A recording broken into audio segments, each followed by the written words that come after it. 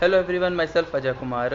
दोस्तों, ये दो रीज़न की वजह से एनटीए वालों ने रीनीट नहीं करवाया और दोनों ही रीज़न ऐसे हैं जिन्हें सुन के आपको ऐसा लगेगा कि एनटीए वालों की किस्मत बहुत अच्छी थी और स्टूडेंट्स की किस्मत ख़राब। स्टूडेंट के साथ वैसे ही स्टार्टिंग से गलत ही होता आता है और अभी भी गलत ही हुआ है और किस्मत भी स्टूडेंट्स का साथ नहीं दिया। तो पहला रीज़न ये है कि जिसके वजह से एनटीए वालों ने रीनीट करवाने से वो लोग बच गए कि जिस टाइम पर सुनवाई थी, मेन टाइम था, उसी टाइम पर गर्मियों की छुट्टियां आ गई।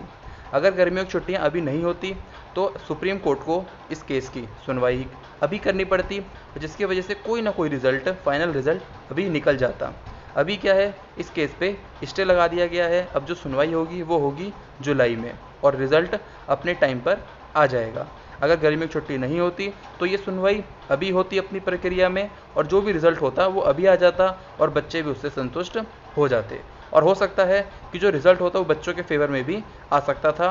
और लेकिन अब अगर जुलाई में अगर इसकी सुनवाई होगी तो बिल्कुल भी ये बच्चों के फेवर में नहीं आएगा, क्योंकि जब तक रिज़ल्ट भी आ चुका होगा, काउंसलिंग की डेट भी पास आ चुकी होगी या फिर काउंसलिंग भी स्टार्ट हो चुकी होगी। तो इसमें साफ दिख रहा है कि एनटीए वालों की किस्मत इसमें अच्छी है और बच्चों की किस्मत ख़राब। दूसरा रीज़न ये है जिससे एनटीए वाले फिर से बच गए रीनीट करवाने से।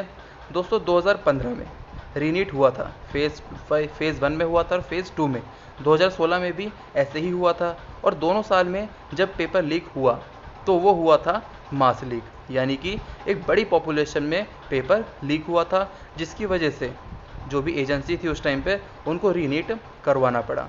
लेकिन इस बार क्या हुआ कि जो पेपर तो लीक हुआ, लेकिन वो हुआ ग्रुप वाइज लीक, यानी कुछ कुछ ग्रुप में पेपर लीक हुआ, जिसकी वजह से एनटीए वालों को ये पॉइंट मिल गया कि जो पेपर है वो ग्रुप में लीक हुआ है, ना कि एक मास लीक हुआ है।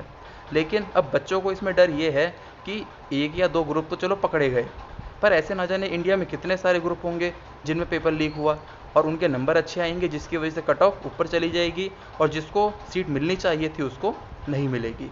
तो इसमें भी साफ दिख रहा है कि एनटीए वालों की किस्मत यहाँ भी अच्छी हो गई और बच्चों की किस्मत ख़राब।